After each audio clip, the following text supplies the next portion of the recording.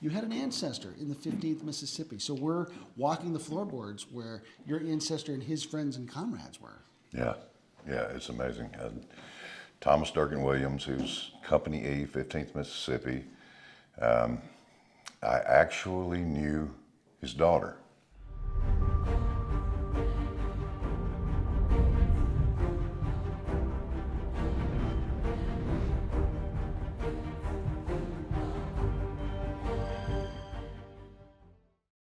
Chris Mackowski for the American Battlefield Trust. We're exploring the Franklin battlefield as part of the 160th anniversary of the battle. Garry Adelman behind the camera. We've got a great set of all-stars that are going to be joining us today. And the first one I'm going to bring on is my good friend Joe Ricci. Joe, we're in one of the great landmarks of the battlefield here, a grand old house, Carnton. Tell us about it. Carnton, established by the McGavick family as early as 1815. They start to build the first structures here, and then by 1826 they start this house. By 1860, it's actually owned by Randall McGavick's son, John, and his wife, Carrie. They're here with their two surviving children the day of the battle, a 7-year-old little boy in Winder and their 9-year-old daughter named Hattie. And just before the Confederate attack begins on the 30th, a chaplain, believed to have been Thomas Markham from Featherston's Brigade, Loring's Division, arrives here and tells them very simply they're going to use this house as a field hospital. And very quickly, the scene like you see what here set up here behind us and out here towards the window becomes a scene throughout the entire house. Surgical tables improvised out of barn doors, sawhorses, whatever they can find to try and provide surgeons a place to work. Floors cleared out, and as we kind of walk through the rest of the house, what I think is really special about you guys coming here this time of year and people who are going to come and visit us throughout November and into December is that the house is set in a way right now that looks very representative of what the McGavicks and their children would have seen here on the day of the battle and the days and weeks after. Now I'm seeing some stains on the floor over here. Yep. Tell us about those. So blood stains that fell on the floor soaked down through the carpet and down onto the poplar and ashwood floors here throughout the house. You can still see large staining right over there and large stain patterns over here. Kind of bucket stains over in this area as well. So, and I think it's important to point that out. When we talk about battlefields as hallowed grounds, I mean, here, literally, these soldiers are still here. Blood actually was spilled, yes. Their blood is in the ground and in the boards that we're walking on. And so it's really important for us to remember as we're doing battlefield preservation, as we're doing conservation, these are hallowed grounds in very legitimately real sorts of ways, literal sorts of ways. So, Joe, take us through the rest of the house upstairs here and kind of walk us through some of the stories that are taking place here. So some of the early stories are some of the first wounded men from Loring's division being hit with shell fragments, explosive rounds, percussion shot, and then that small arms fire that starts to come their way as they get close to the earthworks. Very quickly, as I mentioned, scenes set up like that. But then as the fighting comes to an end and we move into the next days and weeks to come, Confederate soldiers lay convalescent here at Carnton as we go into the next week of December. And, I'm going to hand it off to Eric Jacobson here in just a second to talk about, I think, one of the most impactful stories, certainly one of the, I think, almost maybe one of the most touching stories that occurs here at Carnton is that of Mike Farrell in the 15th Mississippi. So for me, I think even Farrell's story is a little personal because when I was working on my first book, I was interested in what happened on this side of the battlefield because there was this uber focus on what had happened just around Carter House. This is before battlefield preservation. Carter House and Carnton have been open for a number of years, but the scope of interpretation was pretty narrow. And so I was just interested in what happened out here. And I was familiar with the loss suffered by A.P. Stewart's Corps and William Loring's division, and I kind of zeroed in on some of these Mississippi units because when I visited the cemetery at Carnton, one of the first things I know it hit me was there were more Mississippians buried there than any other state. And I saw the first grave in the largest section was Colonel Mike Farrell. And Farrell was the regimental commander of the 15th Miss. He was well respected and I think beloved by many of the men. He was terribly injured, both legs. There are some stories that at least one of his legs was amputated, perhaps the second, but he died here around Christmas time.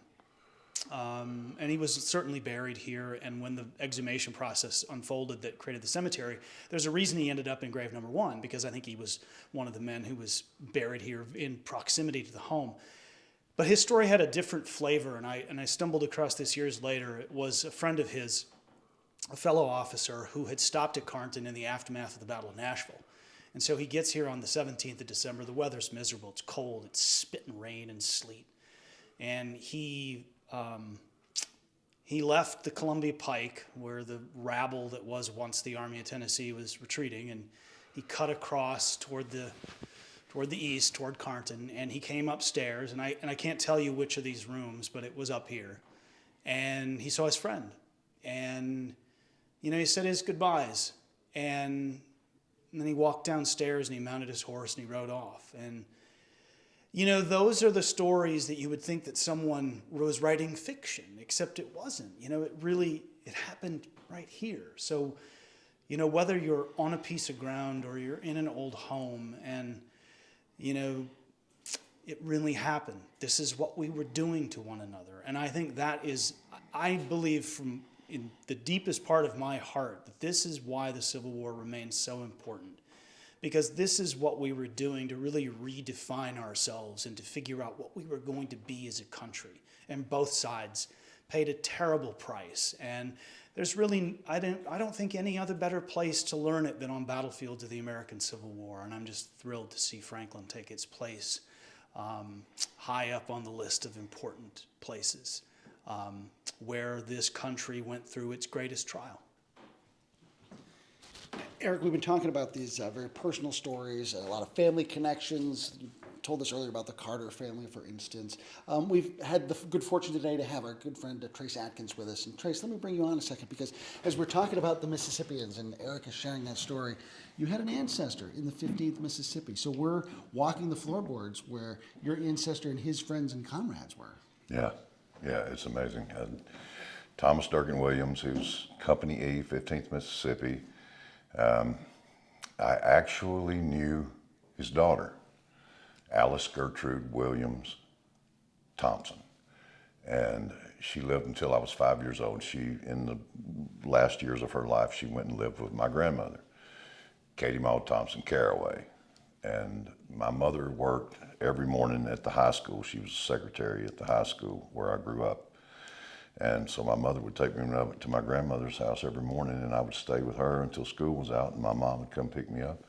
And I just remember this old gray-haired lady sitting in a wheelchair, and she had long gray hair. It almost touched the floor. I think she was Pentecostal, but she didn't cut her hair. Anyway, and that's really all I remember. I was 5 when she died, so I don't really remember anything about her. But for me, I knew that the guy that was served with the 15th Mississippi here, I knew his daughter. Wow. And it's amazing, and to be here now, and it's just a surreal day for me. And I just thank you guys for allowing me to come out and be part of this today. It's a great reminder that the war's not that far away from us, is it? It certainly wasn't for my granddaddy, I'll tell you that. He was mad about it for a long time. And my grandmother wasn't too happy about it either, to be honest with you. But yeah. You mentioned that you probably spoke to your great-grandmother, but don't remember anything. But you had a little story about pushing the wheelchair. Oh, I'd sneak up behind her and I'd grab the hand. She'd be sitting watching television, and I'd grab her. And I remember running her into the refrigerator one time. My grandmother getting after me with a peach tree limb, and I was kind of a roustabout kind of kid, but anyway, I probably tormented the poor woman, but isn't that horrible that that's all I remember? I thought it was neat though, because you said her whole name, which to me is a really neat form of remembering. So behind you, Bailey, the great curator here, is actually closing the door, but I'm going to bring her on because she has another treat for us, and she's been patiently waiting off camera here. She's had some great stuff to share with us earlier today. Check out our earlier videos from the swing. But Bailey, as you're bringing in this next little treasure for us, I hear unzipping something here from what looks to be another gun case. Bailey, let me give you the microphone here. Thank you. So, I am actually holding a pistol that we believe was carried by a guy who was here at the Battle of Franklin. His name was Thomas Gibson. And he actually was a Tennessean, and eventually, while he was here, he was actually wounded and could have been treated at Carnton. We have some belief that he could have been treated at Carnton, but he was actually I don't know if Joey's already talked about it. He was John Adams' cousin, and so he saw him actually get wounded and pass as he was making their way towards the epicenter of the battle in the front lines over at Carnton House.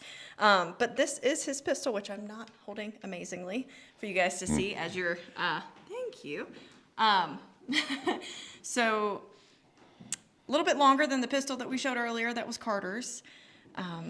Gibson actually survived the war. He goes home and he actually marries a girl from Spring Hill, Tennessee, and lives his life for a while in Spring Hill, Tennessee, and then eventually moves his family back to Nashville and ends up passing there. But he lived not too far from one of our other sites. He lived just right across the Columbia Pike from Ripa Villa down in Spring Hill. So, wow. Yeah. So, what's the story? How did you end up with this pistol? We ended up actually purchasing this pistol.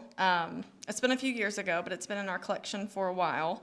And he has an interesting connection to Ripa Villa. Actually, he marries him into the McKissick family, marries a McKissick girl. But yeah, he's kind of laterally related to them.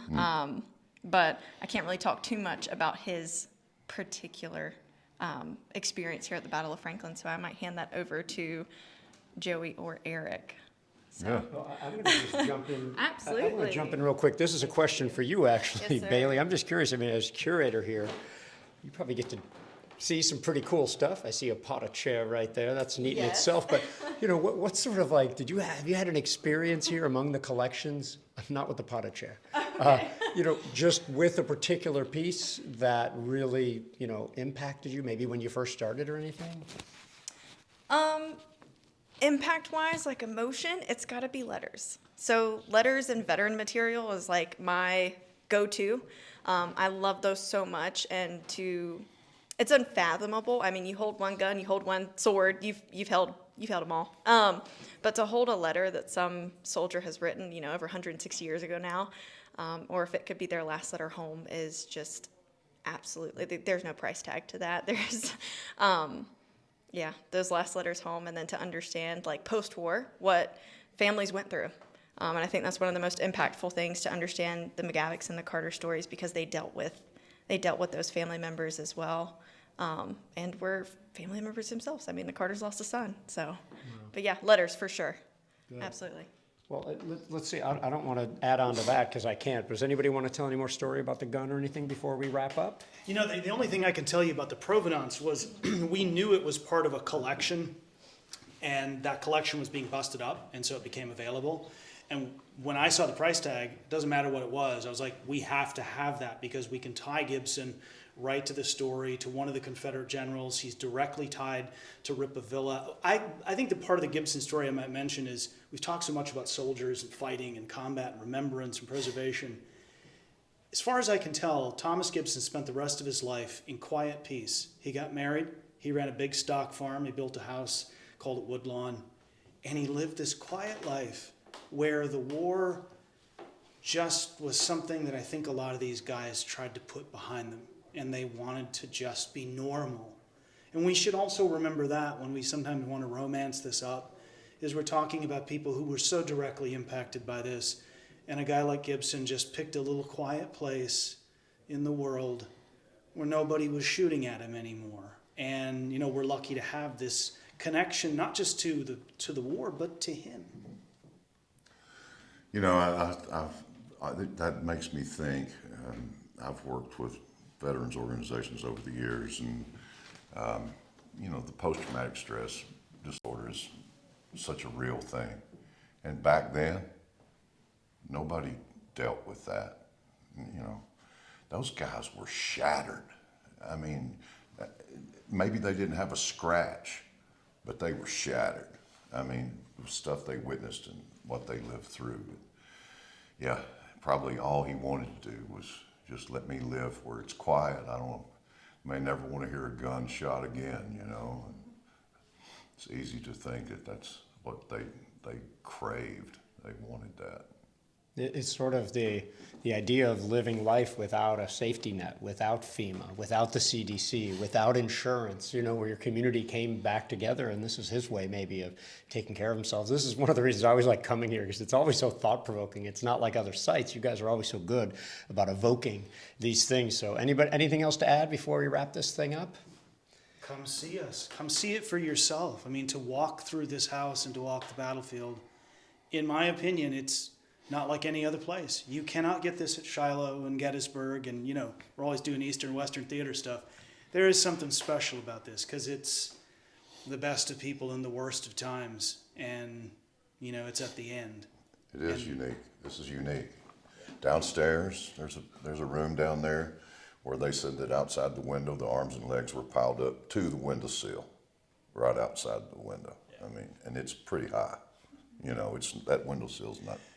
It's pretty high. And it's easy, first of all, and you need a lot to make a pile, and it's easy somehow to think about okay, it's a pile, but when you realize that each of those arms and legs belong to somebody, right. That's a whole different story if you've ever met an amputee, as you were talking about earlier too. So, Trace, Bailey, Eric, Joe, Chris, and all y'all for watching. Thanks so much for everything you do, for all of these efforts to send us out here so that we can educate the public about what happened here and why it matters. Hello, this is Trace Adkins. To stay up to date on all the latest and coolest videos, please subscribe to the Trust YouTube channel. Preserve, educate, inspire.